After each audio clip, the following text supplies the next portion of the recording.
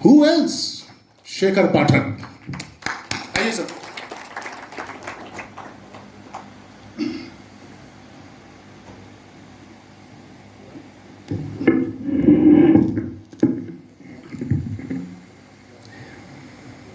आज के इस बहुत आत्मीय समारोह की अध्यक्षता कर रही गढ़वाली में गोई गए थे ना माता श्री सुमित्रा जी, हमारे बहुत बुजुर्ग जिनसे पहली बार ही हमारी मुलाकात हुई श्री सुंदरयाल जी, भैरवदत्त धूलिया जी के नाम से स्थापित पुरस्कार को दूसरे पुरस्कार को पाने वाले हमारे परम मित्र श्री राजीव लोचन साहब, हमारे डॉक्टर नेथानी जी और हमारे मित्र उमाकांत लखेड़ा जी और तमाम मित्र जो यहाँ पधारे हैं, लैंसडाउन से बाहर से और गढ़वाल उत्तराखंड के अन्य क्षेत्रों से और खुद नैनीताल लैंसडाउन शहर से। सबसे पहले मैं कर्मभूमि फाउंडेशन का बहुत आभारी हूँ इस बात के लिए कि उन्होंने एक नई शुरुआत की और पत्रकारिता में इस पुरस्कार की शुरुआत करके ऐसे मौके, असल में ये पुरस्कार भी ऐसे मौके पर आया जो न सिर्फ एक संकट की ओर जाते हुए देश का समय है, बल्कि पत्रकारिता भी उसी मुकाबले चुनौतियों से भरी हुई सामने आ रही है। उसका रिवर्स पॉइंट एक तरीके से आ रहा है। हालांकि इस पत्रकारिता के बीच में भी बहुत सारे मुखर लोग हैं जो चीज़ों को उजागर कर रहे हैं, तो इसके लिए मैं उनको बधाई देता हूँ। और जिस तरीके से भैरवदत्त धूलिया जी के उत्तराधिकारी इस वार्षिक समारोह को करने में जुटते हैं, जितनी आत्मीयता से, जितने संलग्नता से, वो अपने आप में बहुत अपवाद है।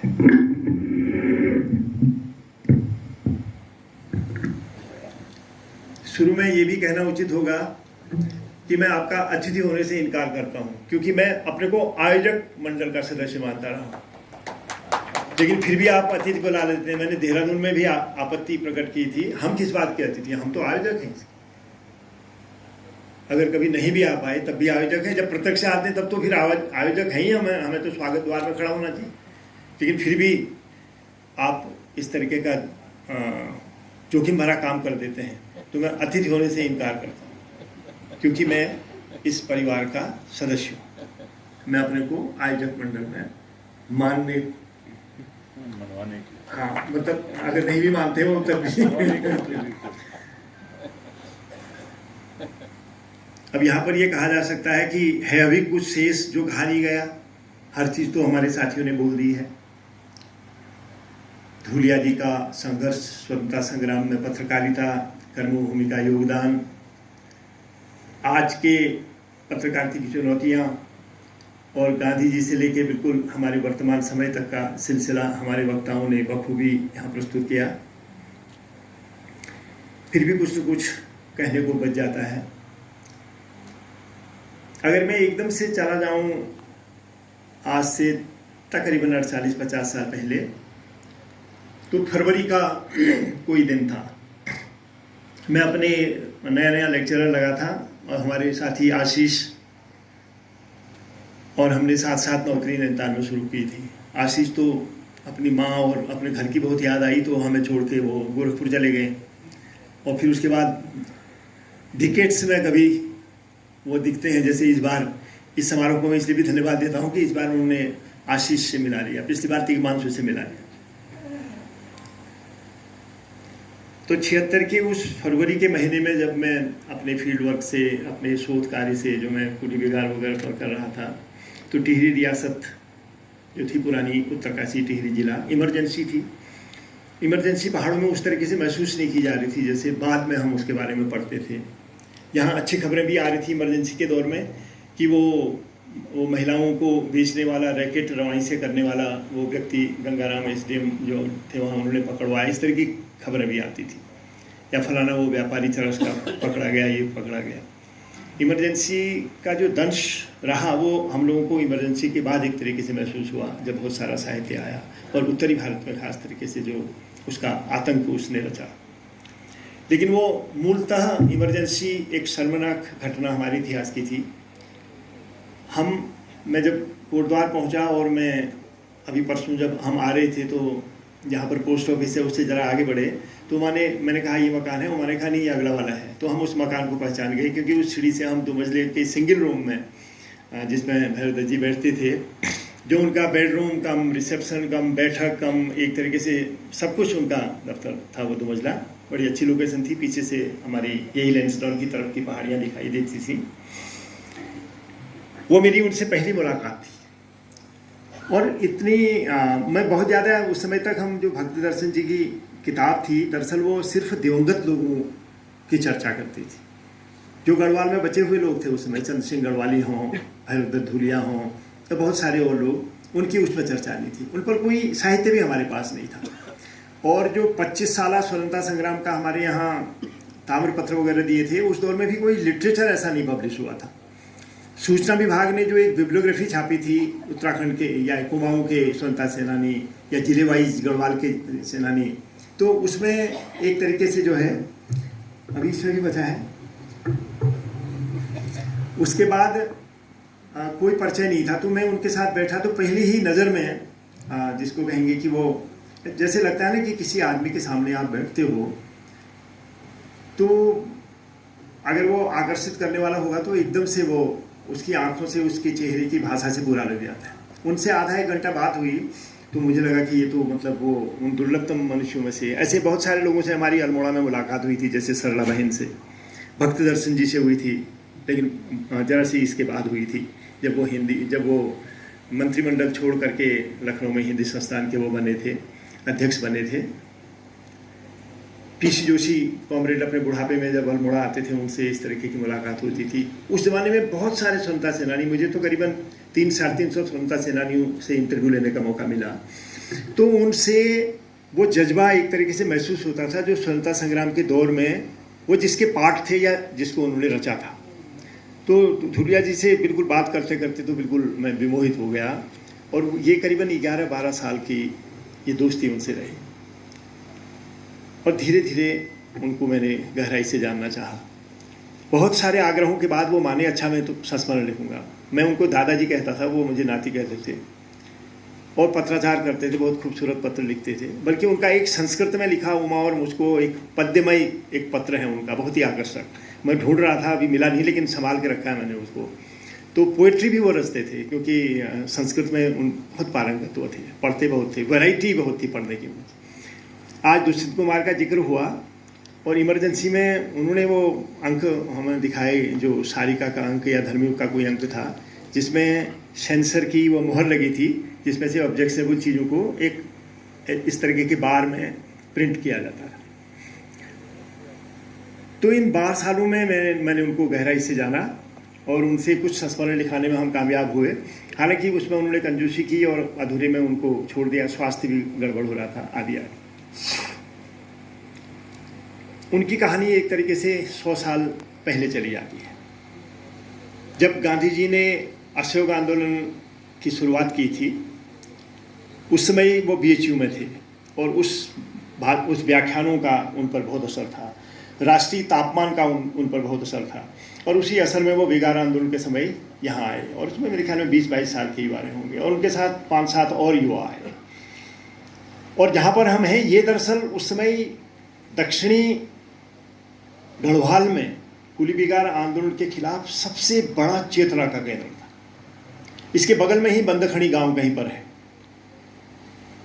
मंगतराम खंतवाल, बहुत हो सकता है उस गांव का कोई व्यक्ति आया हो, वो सन 42 में सन 21 में अपनी प्रधानाचार्य से इस्तीफा देने वाले व्यक्तियों में से थे। अरेस्ट नहीं हुई, बस सिर्फ उनकी। जरा उसके अगल बगल जाते हैं तो बंदखणी के ये कोटाले जी, जिनकी कविता संग्रह यहाँ रखी है, उनके गांव के प्राइमरी स्कूल को रोक दिया गया क्योंकि शिक्षकों का संवेदना कुली बेगार आंदोलन के साथ थी। मुकुंदलाल बैरिस्टर लंदन से पढ़ के आए थे, अंग्रेज मेम को लेके आए थे और यहाँ आपके लैंसडाउन से वकालत कर रहे थे। 1 साल बाद उन्होंने पत्रिका निकाली थी तरुण कुमाऊं, वो मैजिनी के यंग इटली की तर्ज पर लिखी गई अब टाइटल थी, और वो पत्रिका 2 साल तक उनकी चली। और इस 21 सन में जो और लोग थे, जैसे केशर सिंह रावत, वो गवर्नमेंट जॉब में रहे थे, वो गढ़वाल की पहली पॉलिटिकल अरेस्ट थे जो 1921 में गिरफ्तारी इनकी हुई थी। एक मामूली परिवार से आए हुए लोग। ये चौंदकोट का इलाका था। केसर सिंह रावत को चौंदकोट केसरी कहा जाता था। हरिदत्त बौड़ाई यहाँ पर थे, ईश्वरी दध्यानी यहाँ पर थे, बहुत सारे नेताओं के नाम थे। उसके विस्तार में नहीं जा सकता है, अभी जाया जा सकता है। आपको कभी फुर्सत हो तो कुली बिगाल पर किताबें जो आई हैं उनको आप देखेंगे तो गढ़वाल की कितनी स्वतंत्रता सेनानी उसमें जुड़े हुए थे। इस समय जंगलात और कुली बेगार के आंदोलन जो चल रहे थे, ये स्थानीय आंदोलन थे, स्थानीय नेतृत्व में आगे बढ़े थे। इवन गांधी जी का इंस्पिरेशन उस पर था, लेकिन गांधी जी अभी आ नहीं पाए थे। जब भी कुमाऊं परिषद की मीटिंग के बाद ये लोग जाते थे वहाँ कांग्रेस के अधिवेशनों में, तो गांधी जी कहते थे कि ये गांधी कहाँ कहाँ जाए, कुमाऊं के लोगों से कहना कि बेगार नहीं देना होता है, कुली बेगार मत दो, जंगलों को बचाओ, मैं फिर कभी आऊँगा। गांधी जी 29 सन में आ पाए पहली बार उत्तराखंड में। पहले कुमाऊं में आए और फिर बाद में देहरादून और आपके मसूरी में आए। जब जंगलात और कुली बेगार की ये सफल लड़ाई हमारे यहाँ हुई, और ये उन वर्षों में सफल हुई जिन वर्षों में गांधी जी ने खुद असहयोग आंदोलन को वापस ले लिया, गोरखपुर में चौरा चौरी कांड के बाद, जिन वर्षों में पूरे उत्तरी भारत में किसान आंदोलन को सप्रेस कर दिया गया अंग्रेजों के द्वारा, जिन वर्षों में मोपलाह विद्रोह को दबा दिया गया, उन वर्षों में ब्रिटिश कुमाऊं के लोगों ने अपनी लीडरशिप में, अपने मुहावरे में कुली बेगार और जंगलात के सफल आंदोलन किए और उसके परिणाम निकले। कुली बेगार एबॉलिश हुई, उसका यानी कि निर्मूल एक तरीके से यहाँ से ख़त्म हो गई, उसके रजिस्टर बहा दिए गए, अंग्रेजों ने फिर उसको जिक्र नहीं किया, और जंगलात के अधिकार लौटाए गए। फॉरेस्ट ग्रीवेंसेस कमेटी बनी, 3000 वर्ग मील जंगल जो रिजर्व जंगल के रूप में ले लिए गए थे, ते वे रिटर्न पे, उनको जनता को वापस लौटाया गया। ये बहुत बड़ी फतह थी। जिन लठ पंचायतों को हमारा समाज भूल गया था, प्रशासनिक अधिकारी भूल गए थे, उनके दोबारा एक तरीके से पुनर्स्थापना हुई और पंचायत यानी कि पंचायती वनों का आइडिया है, जो आज हमारी एक बड़ी विरासत है, प्राकृतिक संपदा हमारी उसमें संरक्षित है। तो उस समय एक युवा भैरवदत्त धूलिया यहाँ आते हैं। तो 100 साल पहले का चित्र देखिए, एक नौजवान भैरवदत्त धूलिया यहाँ आ रहे हैं, और यहाँ आने के बाद फिर वो कुली बेगार के आंदोलन में आ जाते हैं, लेकिन फिर पढ़ाई में चले जाते हैं। फिर बहुत दिनों बाद वो लौटते हैं। इस बीच वो बहुत सारी चीज़ें करते हैं, BSc भी ज्वाइन करते हैं, बाद में नौकरी के लिए तिबिया कॉलेज में जाते हैं, ये विस्तार से परिचय दिया गया है। लेकिन जब 35-36 सन में आते हैं तो उस समय एक बड़ा टर्निंग पॉइंट हमारे इतिहास का है।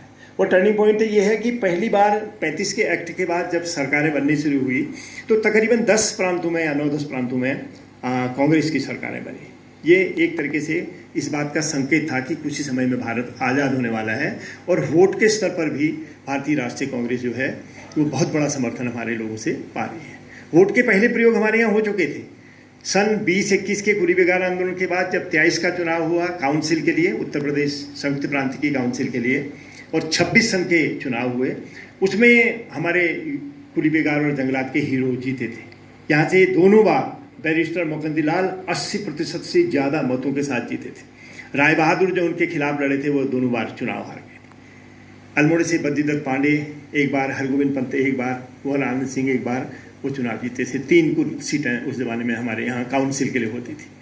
दिल्ली की जो यानी कि गवर्नर जनरल की काउंसिल है उसके लिए इनडायरेक्ट वोट होता था, और उसमें हम बरेली के साथ जो उनमें जुड़े होते थे उसमें एक प्रतिनिधि होता था। उसमें रंगा अय्यर उसके लिए चुने गए थे। सन 37 एकदम से जंप करते हैं क्योंकि समय नहीं है हमारे पास ज़्यादा। सन 37 में जब आते हैं तो पहली बार कांग्रेस की सरकार बनती है, तो हमारे बहुत सारे स्वतंत्रता सेनानियों के मन में आता है कि अब हमें आगे की तैयारी करनी है, और स्वतंत्रता संग्राम का जो अंतिम बड़ा प्रभावशाली एक्सप्रेशन होना है उसकी तैयारी करनी है। और दरअसल 39 के बसंत पंचमी को अखबार की शुरुआत हुई कर्मभूमि की, लेकिन उसकी रचना प्रक्रिया सन 37 से शुरू हो गई थी। तो 37 मेरे लिहाज से बड़ा महत्वपूर्ण है, और बल्कि अगर मैं भूल नहीं रहा हूँ, माता जी हमें स्पष्ट करेंगी, एक 37 सन में एक कर्मभूमि का नमूना अंक निकल गया था जहाँ तक मेरा ख्याल है, क्योंकि धुरिया जी करते थे बात, लेकिन दफ्तर में मिलता नहीं था। 42-46 में सब ये जेल में चले गए हमारे संपादक लोग। अखबार के दफ्तर में कुर्की हो गई, तो वो उस समय के जो दस्तावेज थे, अंक थे, वो बाद में उपलब्ध नहीं हुए।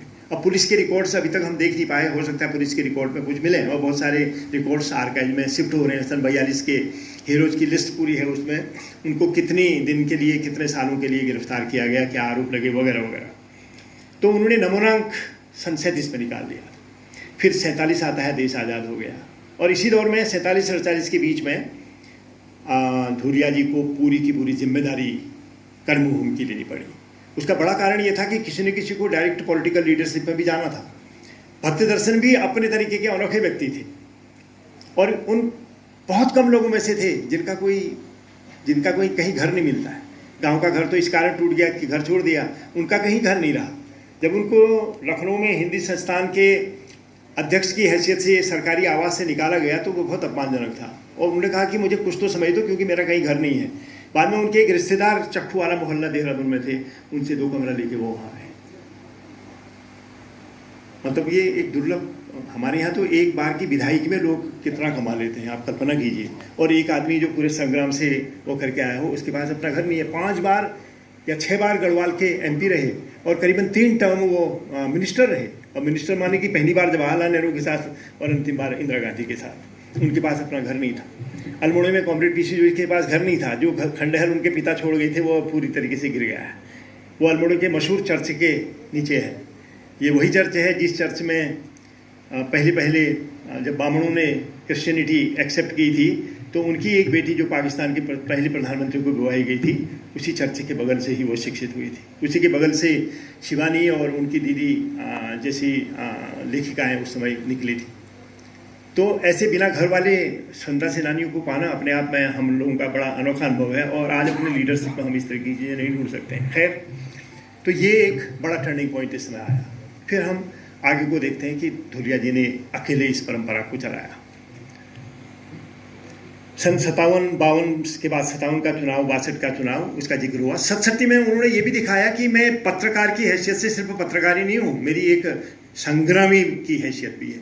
और 48 में मैं आज़ाद हो गया हूँ, मैंने पॉलिटिकल पार्टी छोड़ दी है, कांग्रेस छोड़ दी है। मैं अपनी स्वायत्तता एज एन इंडिविजुअल और पत्रकारिता की स्वायत्तता के लिए कांग्रेस से इस्तीफा दे चुका हूँ। सन 67 में उन्होंने ये भी सिद्ध किया कि एक पत्रकार अपनी शर्तों पर और अपने सीमित साधनों पर चुनाव लड़ सकता है, और एक बहुत प्रभावशाली, यहाँ के बहुत ही सम्मानित जननेता जगमोहन सिंह नेगी जी को हरा सकता है।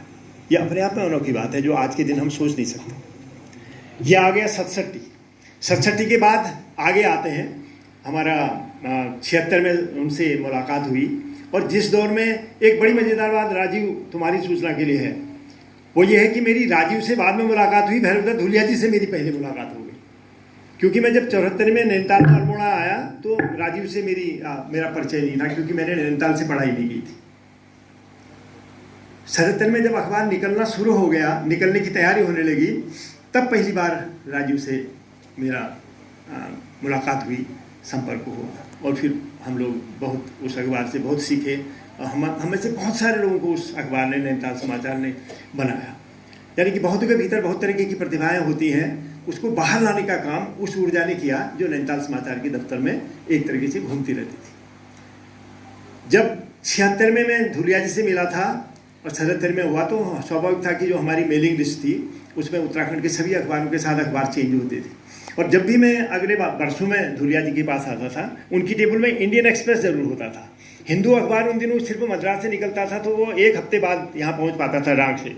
दिल्ली का इंडियन एक्सप्रेस आता था। इमरजेंसी में भी मैं देखता था, खाली वो अपनी कलम की स्याही से वो चीज़ों को अंडरलाइन करते थे। और उस समय के उनके संपादकीय अगर हम कभी संकलित करेंगे, तो उस दौर में भी उन्होंने बड़े क्रिटिकल संपादकीय लिखे थे। कभी कभी उनके संपादकीय 2-2 पेज तक, जो बड़े पेज होते थे टेबलॉइड के, उस साइज के 2 पेजों तक उनके संपादकीय चले जाते थे। तो वो बार बार कहते थे कि मैं अल्मोड़े की शक्ति का और नैनीताल के नैनीताल समाचार का इंतजार करता हूँ, देहरादून के युगवाणी का इंतजार करता हूँ। इन अखबारों को पढ़ने के बाद मेरे मन में पूरे उत्तराखंड का एक बड़ी सीमा तक चित्र बन जाता है। इमरजेंसी चली गई थी, और अब जो है अखबारों का खुलापन था, और जो भी क्रिएटिव पत्रकार थे वो बहुत बड़ा काम उसमें अपने तरीके का कर रहे थे। कोई इस तरीके का दबाव नहीं था। सूचना विभाग में भी बड़े बेहतरीन लोग होते थे। मुझे याद है कि उत्तर प्रदेश में ठाकुर प्रसाद सिंह जैसे साहित्यकार जो थे वो सूचना निदेशक थे, बाद में वो हिंदी संस्थान के भी बने। उन्होंने एक एक करके हमारे लोगों को यहाँ से चुन के लीलाधर जोगड़ी को वो लखनऊ सूचना विभाग में ले गए। आश्चर्य की बात। एक हमारे पिथौरागढ़ जिले के एक भोटिया बंधु थे जो ज्योग्राफी के बहुत अच्छे स्टूडेंट थे, उनको एंथ्रोपोलॉजिकल सर्वे तक ले जाने वाले ठाकुर प्रसाद सिंह थे। तो यानी कि उत्तर प्रदेश था जिसमें से हमने अपना राज्य अलग से निकाल लिया। उस उत्तर प्रदेश का बिहेवियर उत्तराखंड के प्रति हर बार बदतमीजी भरा था, ये नहीं कहा जा सकता। अगर गड़बड़ था तो लीडरशिप के लेवल पर था। 4 बार तो हमारे अपने ही यहीं से उगे हुए मुख्यमंत्री बने थे वहाँ, हम ऐसी पॉलिसी नहीं बना पाए। लेकिन ये विडंबना पूरे देश के स्तर पर थी कि जितने इलाके देश के पेरीफेरी में थे, किनारे थे, जनजातीय थे, पर्वतीय थे, कोस्टल थे, उनके प्रति एक समग्र दृष्टि हमारी व्यवस्था नहीं बना पाई।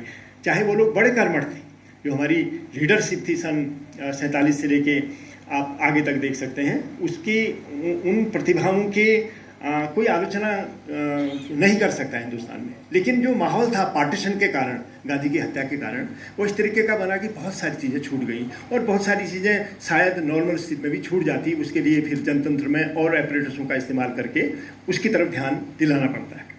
तो 77 एक टर्निंग पॉइंट था इस अर्थ में कि 40 साल पहले जिस अखबार का सपना देखा था भक्तदर्शन जी ने, धुलिया जी ने, फिर उनकी टीम में बहुत सारे और लोग आए धीरे धीरे और बड़ा समाज जुड़ा, रचनाकार के स्तर पर, जर्नलिस्ट के स्तर पर, रिपोर्टर के स्तर पर। और उन दिनों अखबार जो था, जैसा अभी बताया गया, यहाँ कर्मभूमि को अखबार का पर्याय माना गया, जैसे डालडा को बहुत दिनों तक बनस्पति घी का पर्याय माना गया था। और इसी तरीके से शक्ति को भी अखबार कहा जाता था क्योंकि वो अल्मोड़ा अखबार की परंपरा में है। अब जो 2 अखबार ऐसे हमारे यहाँ निकले जिन्होंने आज़ादी के संग्राम के दौर को कंटिन्यूटी में आज़ादी के बाद तक निरंतर रखा। एक अल्मोड़ा की शक्ति थी जिसने 100 साल पूरे किए, 100 साल पूरे करने के बाद वो बंद हुई।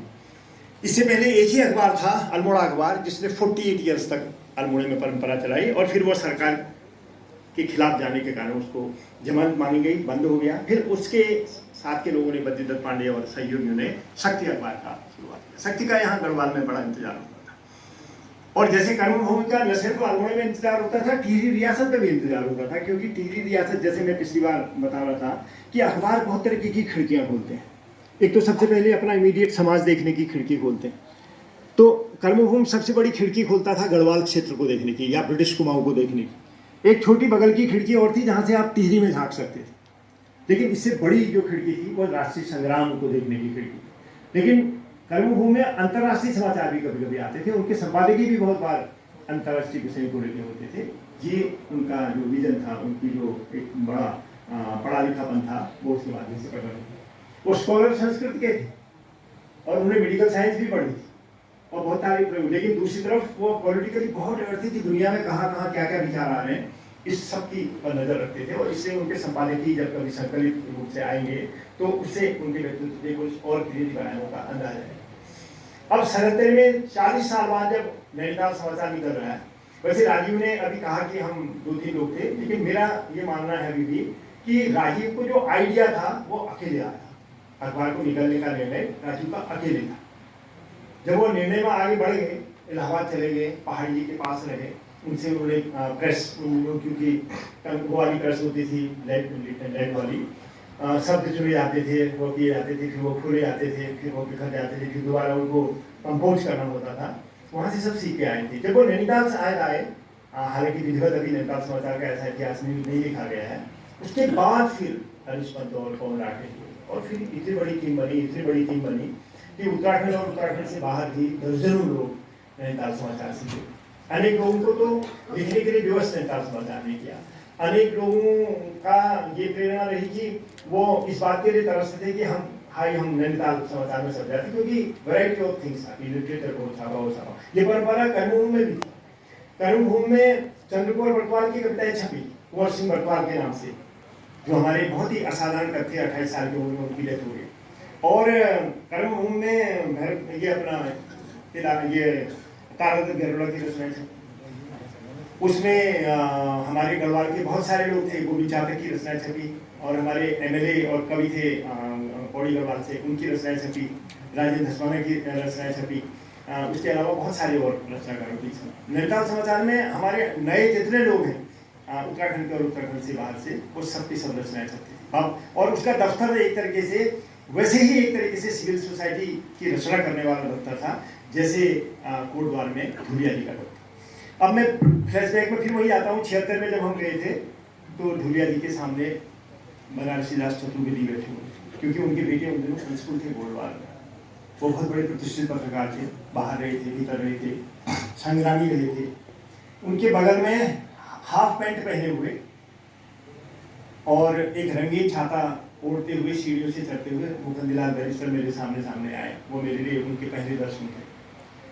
उसके बाद मैंने देखा कि कुछ बगल में एक व्यक्ति और बैठा हुआ है। शुरू में मुझे अंदाज नहीं आया, 2 दिन बाद तो मैं उनके घर गया। वो चंद्र सिंह गढ़वाली थे।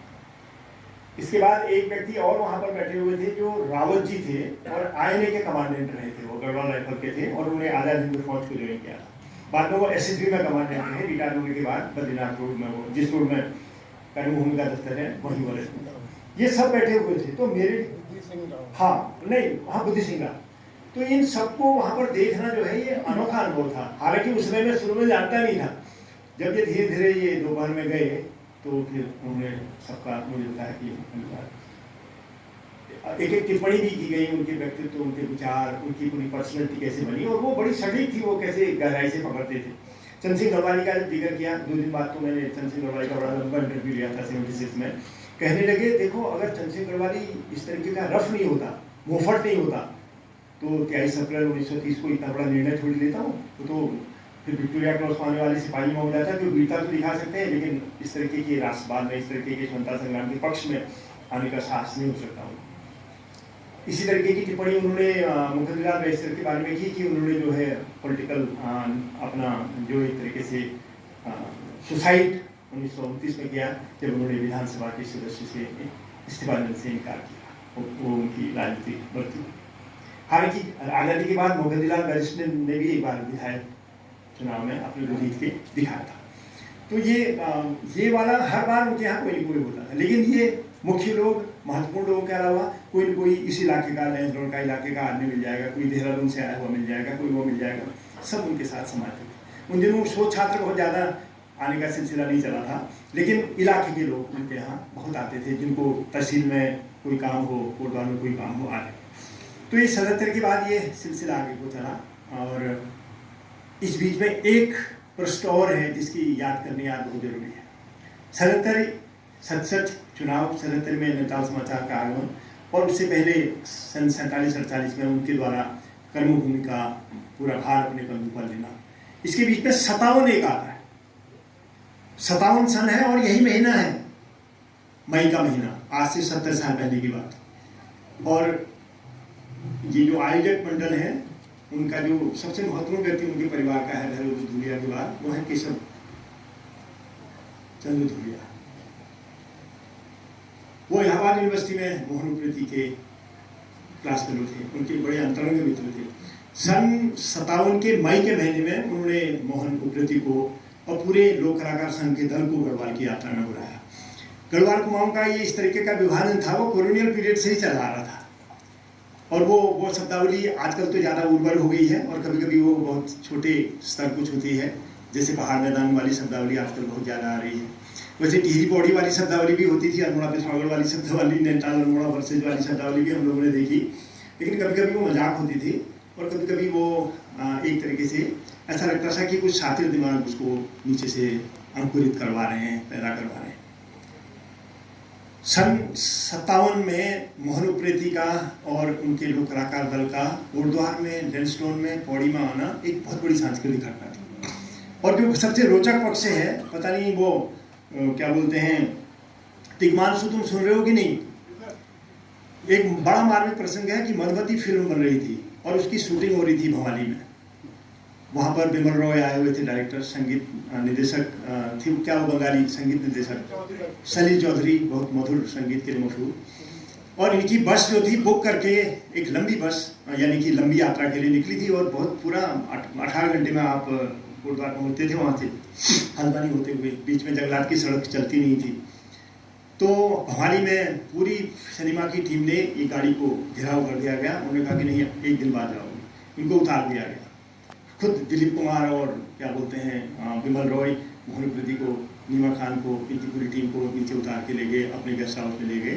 कुमाऊँ की, गढ़वाल की जितनी धुनें उनको आती थी उनको रिकॉर्ड किया। उनमें से बहुत सारी धुनों का इस्तेमाल उन्होंने मधुमती फिल्म में किया। शूटिंग तो वहाँ हो ही रही थी, वो एक लंबी कहानी है, उसके विस्तार में जा सकते।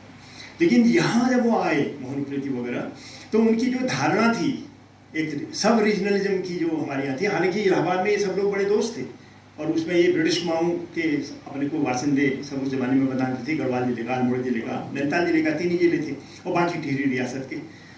वो ये लोग चाहे वहाँ जाएँ, लाहौर जाएँ और चाहे इलाहाबाद जाएँ, तो इनकी बड़ी अच्छी दोस्ती होती थी। लेकिन यहाँ जब आए तो पहली बार लोक कलाकार संघ के लोगों को गढ़वाल की प्रतिभाओं से मिलने का मौका मिला और उसका श्रेय जो है वो केशव चंद्र धूलिया को, जो उसमें वकील थे, बाद में हमारे जज बने और समय उनको लीड लिया हमारे बीच से। तो उस समय राजेंद्र धस्माना से पहली बार उनकी मुलाकात हुई, गोविंद चातक से उनकी मुलाकात हुई, जीत सिंह नेगी से मुलाकात हुई, उमाशंकर सतीश से उनकी मुलाकात हुई। कितने नाम हैं, मैं दर्जनों नाम अभी गिनने में समय नहीं है। और एक तरीके से वो गढ़वाल और बाद में उनको टिहरी बुलाया गया। टिहरी बुलाया गया तो मोहन प्रीति लिखते हैं कि मैंने 4 घंटे तक करीबन मैंने 50-60 गीत जितने मैंने सीखे थे वो सबके सब गाए। और ये तो वो जनता ही है जो 4 घंटे तक मुझे झेलती रही और ये मेरी एनर्जी है जो मैं 4 घंटे तक उनके लिए गाता रहा। और ऐसा मैंने ज़िंदगी में फिर कभी नहीं किया। इस यात्रा को आयोजित करके जो पत्रकारिता का संबंध था, जो स्वतंत्रता संग्राम और जन आंदोलन का संबंध था, उसको उन्होंने और बड़े सांस्कृतिक प्रगाढ़ संबंध में बांध दिया और बाद में ये अभिन्न बने रहे। बाद में फिर जब बम्बई में रिकॉर्डिंग भी होती रही तो वहाँ जीत सिंह नेगी, उमाशंकर सतीश, गोविंद चातक, उमा और ये अपने मोहन प्रीति और आपके नीमा खान, ये सब के सब उसमें जाते थे। तो सन 57 को मैं इसलिए जोड़ रहा हूँ कि उसका संबंध भी इस लैंडस्टोन से है। और इस कैंटोनमेंट के बगल में इतनी बड़ी चेतना का होना, पहले गढ़वाल समाचार के रूप में, फिर कर्मभूमि के रूप में, फिर यहाँ कुली बेगार आंदोलन का होना, और इतना बड़ा प्रभाव था कि जो बंदखनी के बगल में ये जो क्या हुआ वो चमेटा खाल का जो प्राइमरी स्कूल था उसमें कुली बेगार के खिलाफ सभा हुई थी तो अंग्रेजों ने उस प्राइमरी स्कूल की बिल्डिंग को ही तोड़ दिया। कोटलाला जी का घर उसके बिल्कुल बगल में। तो वो नहीं चाहते थे कि कैंटोनमेंट के पास कोई चेतना हो। तो जब यहाँ 39 में ये अखबार की शुरुआत हो रही थी, अल्मोड़े में जो है रानीखेत कैंटोनमेंट के बगल में कांग्रेस का सम्मेलन हो रहा था जिसमें पूरे उत्तराखंड के, ब्रिटिश कुमाऊँ के लोग और इवन टिहरी रियासत के प्रजामंडल के लोग, प्रजामंडल की स्थापना हो चुकी थी, उन सब का आगमन भी वहाँ हुआ। तो 57, 67 और 77 में हम आए और 77 के बाद फिर नैनीताल समाचार कर्मभूमि के 40 साल बाद आ रहे हैं और नैनीताल समाचार अपने जीवन के 50 साल कुछ ही सालों में पूरा करने जा रहा है और ये बहुत बड़ा योगदान है। मेरे ख्याल में शक्ति के बाद दूसरा ये अखबार होगा। शक्ति तो शताब्दी पूरा कर गई, जो 50 साल जाए पूरा करेगी, उसके बाद आगे भी जाएगी। अल्मोड़ा अखबार जो था वो 48 साल में उसको बंद होना पड़ा। 1871 से वो निकला और 1918 में अपने एडिटोरियल बद्रीदत्त पांडे जी के द्वारा लिखे गए बहुत कठिन एडिटोरियल के खिलाफ हमने उसको बंद कर दिया गया। जमानत मांगी गई, लेकिन माई के लालों ने 1 साल के भीतर शक्ति नामक अखबार निकाला जिसने 100 साल पूरे किए और जिसका हर संपादक जेल गया, जैसे कर्मभूमि के दोनों संपादक जेल गए। अब जब 50 साल की तरफ नैनीताल समाचार जा रहा है और हम सभी लोग बुढ़ा रहे हैं, धीरे धीरे धूमिल हो जाएंगे, धीरे धीरे फिर जैसा होता है आप दुनिया से गुम हो जाते हैं। लेकिन जो परंपरा कर्मभूमि ने शुरू की वो बंद हो गया अर्थात में, लेकिन कर्मभूमि की जो फिलोसॉफी थी वो हमारे बीच बनी रही। उसको प्रकारांतर में नैनीताल समाचार को प्रभावित किया और उनको प्रभावित किया। कमल जोशी हमारा साथी एक लिंक था जो जब भी नैनीताल 10-15 दिन में पहले तो शोध वहीं करता था तो वो धुलिया जी की और कोटद्वार की पूरी ताज़ा खबरें वहाँ के ले आता। वो उनका बहुत करीबी था एक तरीके। अभी जिस लेंस का जिक्र हो रहा था तो कमल जोशी ही है जिसके 2 लेंस 2 बड़ी प्रतिभाओं के साथ उसने एक्सचेंज किए। एक लेंस उसने भैरवदत्त धुलिया जी को दिया, उन्होंने कहा कि आपके पास स्टील वाला है, मैं आपको लकड़ी के हैंडल वाला देता हूँ। ऐसे ही बाबा नागार्जुन भी उसी लेंस से अपनी कोई भी चीज़ पढ़नी होती थी पढ़ते थे, उनके साथ भी उसने एक्सचेंज किया था और जब भी आता था वो उनकी खबर लेके आता था और हम भी 2-4-6 महीने में जरूर कोटद्वार आ जाते थे। अब आज हम हैं 2024 में और 3-4 साल के बाद नैनीताल समाचार अपने अर्ध शताब्दी मनाएगा और पता नहीं उसमें हम कितने क्रिटिकल दौर में हों, क्योंकि हमारे देश में जहाँ पर आज पत्रकारिता मीडिया बन रहा है इससे पहले इतना लोएस्ट कभी नहीं गया। इवन अगर आप ब्रिटिश पीरियड में भी ब्रिटिश अखबारों को देखेंगे, जैसे सरकार परस्त पायनियर को या कुछ ऐसे अखबारों को, तो उनमें भी जो है इतनी जिसको कहेंगे एक तरीके से इतनी कमजोरी कभी भी प्रकट नहीं होती थी। वो अखबार भी बहुत बार राष्ट्रवादी संग्राम की खबरें छाप देते थे। गांधी का जुलूस निकल रहा हो, संग्रामियों का कोई वो हो रहा हो, उसको वो फ्रंट पेज हर बार मिलता था। पुरानी फाइलें आप देख सकते हैं उसको। और आज के ज़माने में जिस तरीके का सेलेक्टिव रिपोर्टिंग हो रही, जिस तरीके के उनके क्योंकि वो पत्रकारिता एक धंधा है, अब उनके अखबारों के नाम लेना तो बहुत अभी कठिन हो जाएगा, लेकिन जो भी अखबार हमारे अगल बगल रहते हैं जिनमें पढ़ने लायक बहुत कम होता है, उन अखबारों ने एक तरीके का व्यवसाय अपने माध्यम से किया है। और बहुत सारे लोगों ने अखबारों के साथ साथ और व्यवसाय भी किया। किसी ने जूट का किया, किसी ने डालडा का किया, किसी ने कोई और मिल चलाई, किसी ने जो मिनरल और मेटल्स ले लिए, किसी ने और किया। और अभी तो ये हो गया है कि जो पूरे चीज़ें खरीद चुके हैं देश के, वो भी अब मीडिया को खरीद रहे हैं। तो अभी सबसे कठिनतम दौर है। और ये चुनौती संविधान की भी चुनौती है, गांधी की विरासत की और हमारे स्वतंत्रता संग्राम की परंपरा की भी एक तरीके से चुनौती है। और यहाँ पर हम क्या करें? ये ऐसा बिंदु है जहाँ पर हम बहुत सारे लोग बहुत स्पष्ट नहीं है कि क्या रास्ता होना चाहिए। एक बात तो साफ है कि पत्रकारिता अगर प्रतिपक्ष में नहीं है तो वो जनता के पक्ष में नहीं है।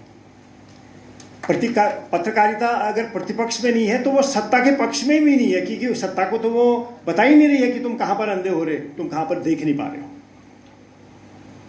और आज वैसा होना बहुत कठिन हो रहा है। आज 2 कवि दोहराए गए यहाँ बार बार, वो बहुत मुझे अच्छा लगा। और धुलिया जी भी बहुत कविताओं का बहुत प्रेम रखते थे और उन्होंने खुद संस्कृत में बहुत अच्छा काव्य लिखा था। आज जिस कवि का नाम लिया गया एक पहले, वो थे दुष्यंत कुमार, जिनकी वो गजल वाली किताब उनकी मेज पर भी कभी कभी दिखती थी।